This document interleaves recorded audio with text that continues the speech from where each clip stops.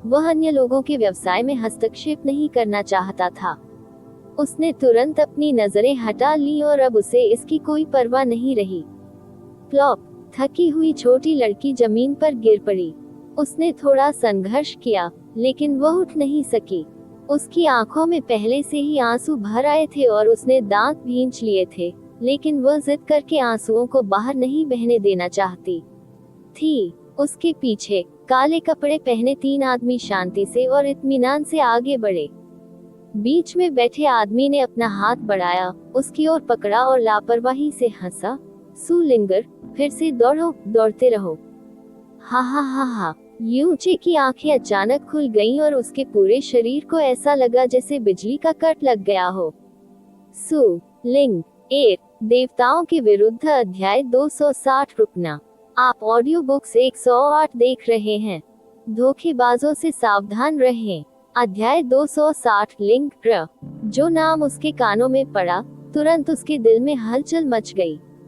एक लड़की का चेहरा और फिगर अनायास ही उसके दिमाग में उभर आया। सू लिंग र, वह लड़की जो उसका सबसे बड़ा दर्द थी, वह लड़की जिसके प्रति उसे सबसे अधिक सहानुभूति थी, जो उसके जीवन काल में सबसे बड़ा अफसोस भी थी, वह उसके दिल में गहराई से अंकित हो गई थी।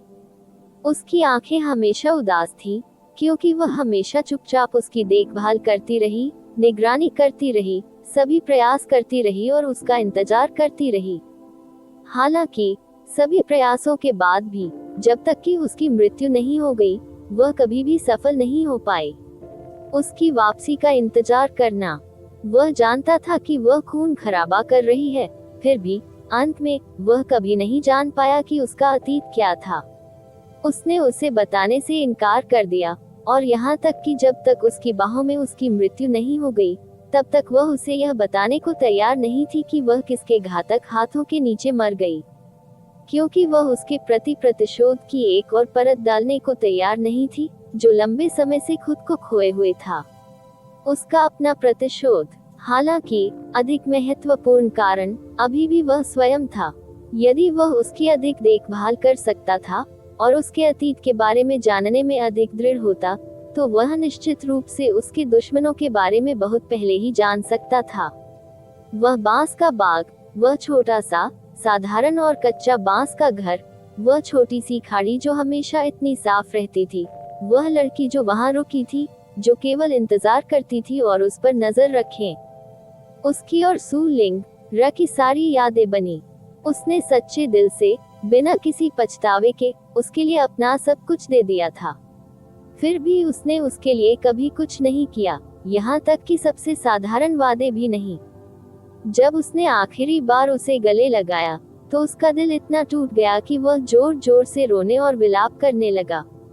इससे कोई फर्क नहीं पड़ता कि उसने कितनी नफरत से अपना सिर बार बार पत्थर पर मारा, वह उसका बदला चुकाने का जरा भी मौका वापस पाने में असमर्थ था। जब भी सू लिंगर के बारे में यादें सामने आती, तो उसके दिल में दर्द के कारण एक पल के लिए उसका दम घुट जाता। उसने अपनी नजर घुमाए और जमीन पर गिरी हुई उस छोटी लड़की की ओर देखा, जो उन 3 काले कपड़े पहने हुए लोगों के हाथों में पड़ने ही वाली थी। उसे भी सू लिंग र कहा जाता था, और उसका नाम बिल्कुल उसी लिंग रा जैसा था जिसे वह पहले ही खो चुका था। युनचे उठ खड़ा हुआ।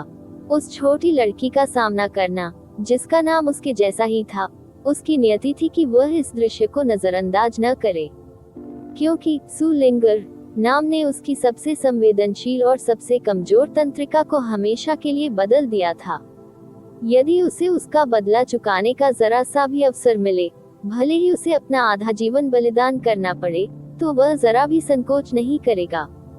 जब काले कपड़े पहने आदमी ने छोटी लड़की के कपड़े पकड़ लिए, तो उसने तुरंत उसके छोटे शरीर को उठाया और एक भयावह मुस्कान के साथ कहा, ये निश्चित रूप से एक जिद्दी छोटा बच्चा है, जो वास्तव में इतनी दूर तक दौड़ने में सक्षम है। हे, अब जब उसकी बेटी हमारे हाथों में आ गई है, तो मैं वास्तव में देखना चाहता हूँ कि क्या बूढ़ा सू हुआंगशान अभी भी उतना ही जिद्दी होगा। तुम बुरे लोग हो, पापा मुझे जरूर बचा लेंगे, और फिर तुम सबको मार डालेंगे।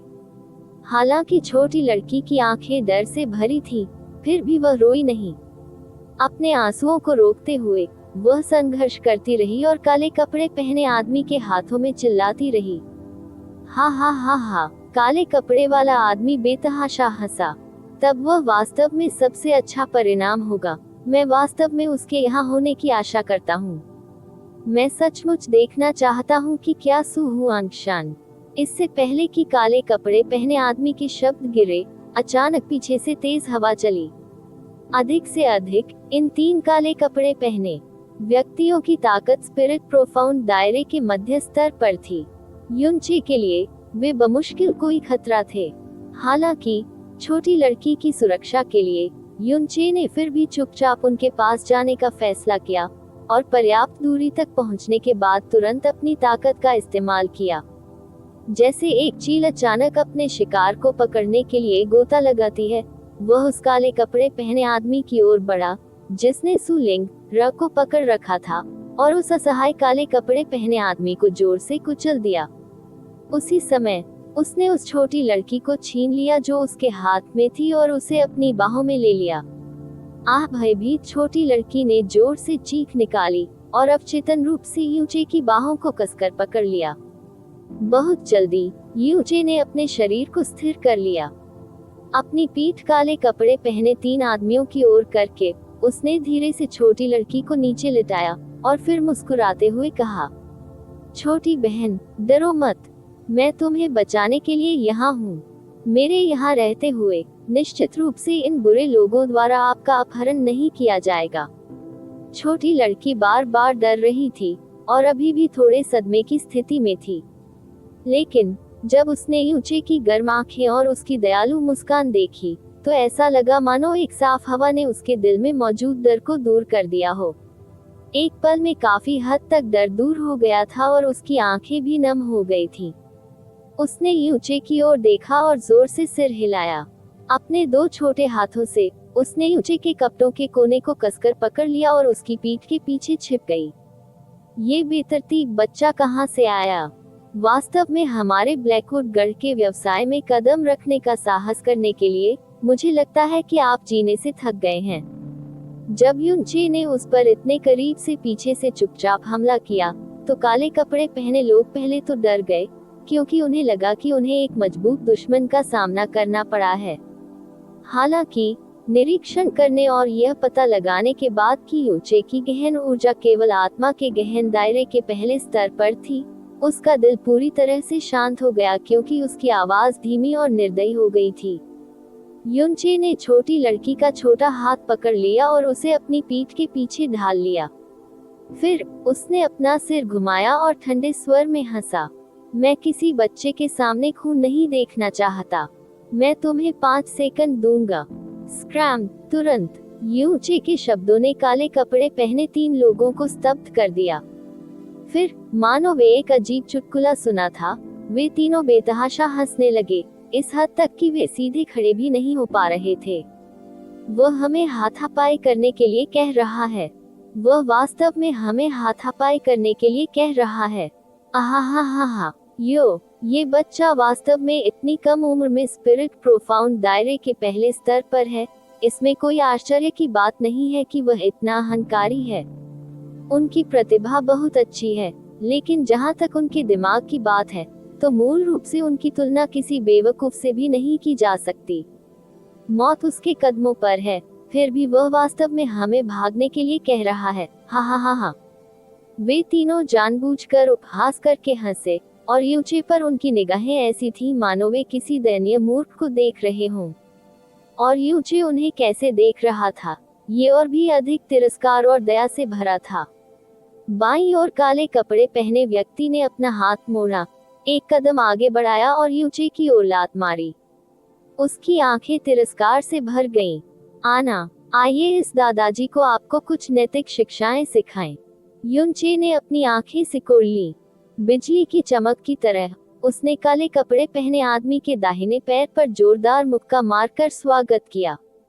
टकराना। इस आदान प्रदान की ध्वनि की तीव्रता 3 काले कपड़े पहने पुरुषों की भविष्यवाणियों से पूरी तरह से बाहर थी।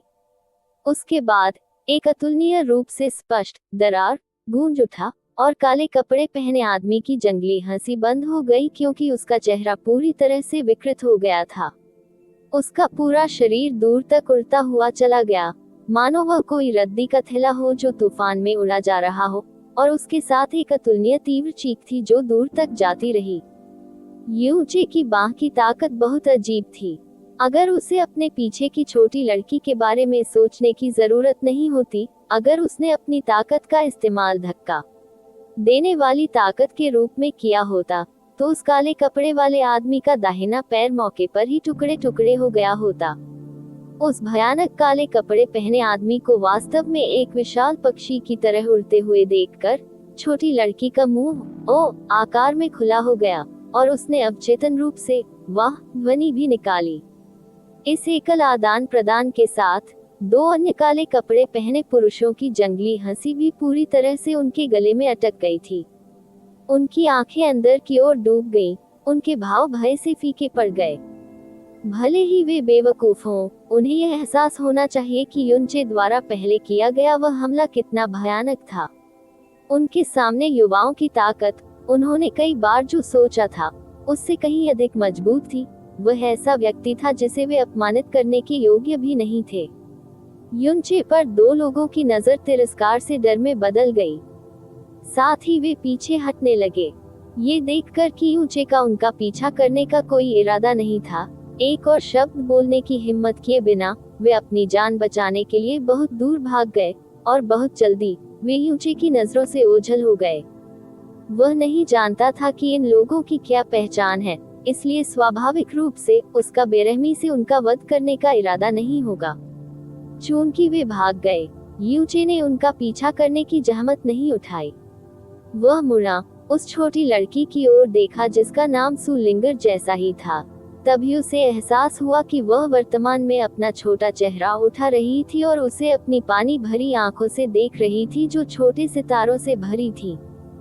यूचे मूल रूप से कुछ कहना चाहता था, लेकिन जब उसने उसके छोटे से चेहरे को देखा, तो जो शब्द वह बोलने वाला था वह अचानक उसके गले में बंद हो गए, क्योंकि उसका पूरा अस्तित्व स्तब्ध होकर वहीं खड़ा रह गया।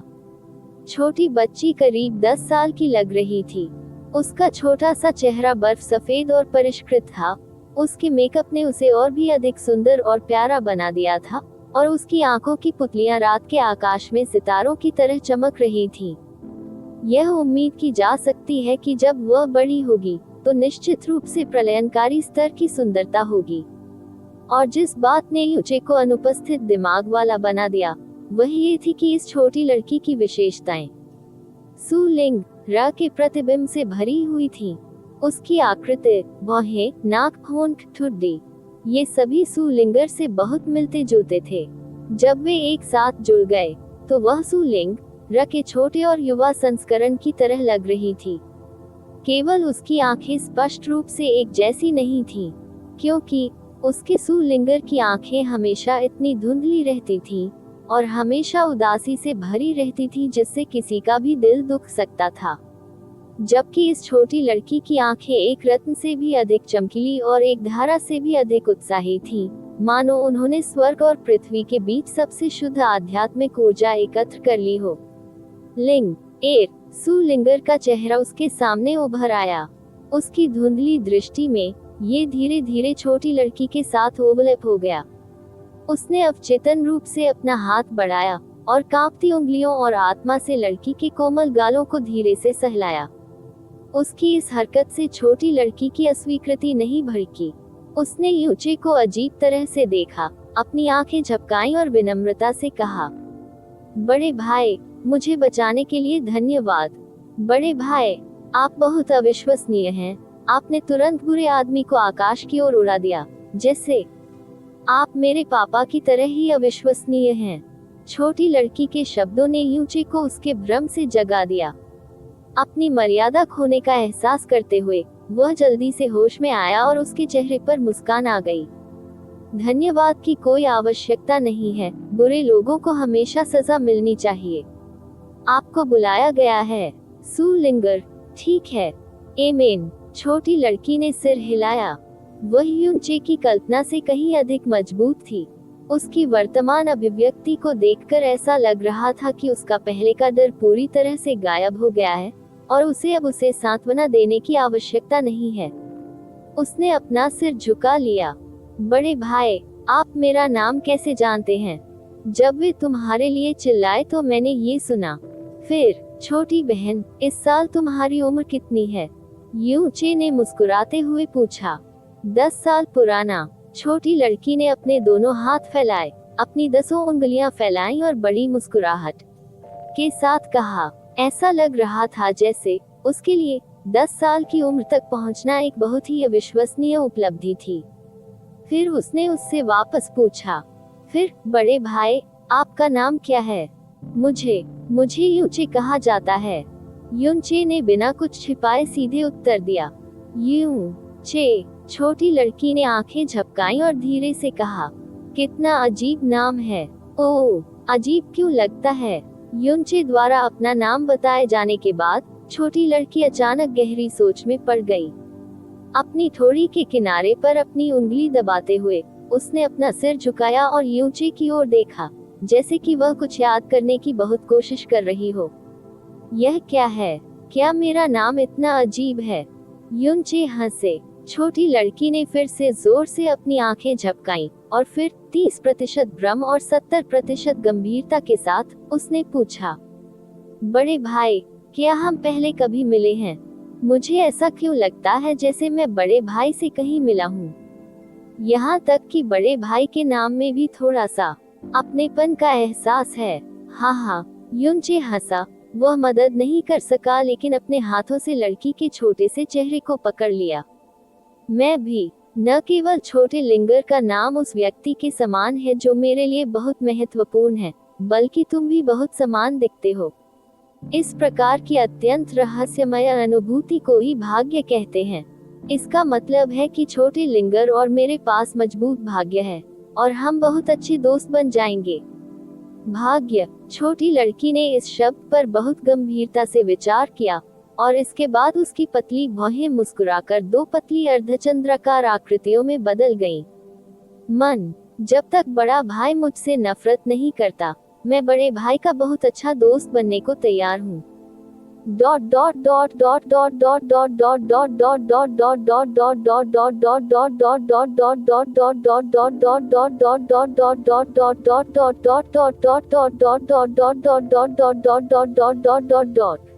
लेखक नोट। प्रारंभिक कहानी सेटिंग्स में एज्योर क्लाउड कॉन्टिनेंट और इल्यूसरी डेमन दायरे में से प्रत्येक के पास अपनी गहन शक्ति के स्तर का अपना अनूठा विभाजन था। जब उनके बड़े लोकों और छोटे लोकों की तुलना प्रोफाउंड स्काई कॉन्टिनेंट से की जाती है, तो केवल उनके नाम अलग अलग होते हैं। कहानी के पहले भागों में भी इसका यूं ही उल्लेख किया गया था, लेकिन बाद में इसके बारे में सोचने के बाद, ताकि हर किसी और मेरे लिए भ्रम पैदा न हो, मुख्य बिंदु मैं स्वयं हूँ। फिर भी एक सार्वभौमिक का उपयोग करना सबसे अच्छा है। नामों का सेट सब कुछ है। प्राथमिक, नवजात, सत्य, आत्मा, पृथ्वी, आकाश, सम्राट, तानाशाह, संप्रभु, दिव्य, संत। इस तरह के और अपडेट के लिए कृपया हमारे चैनल ऑडियो बुक्स 108 को सब्सक्राइब करें और नोटिफिकेशन सक्षम करें। धन्यवाद।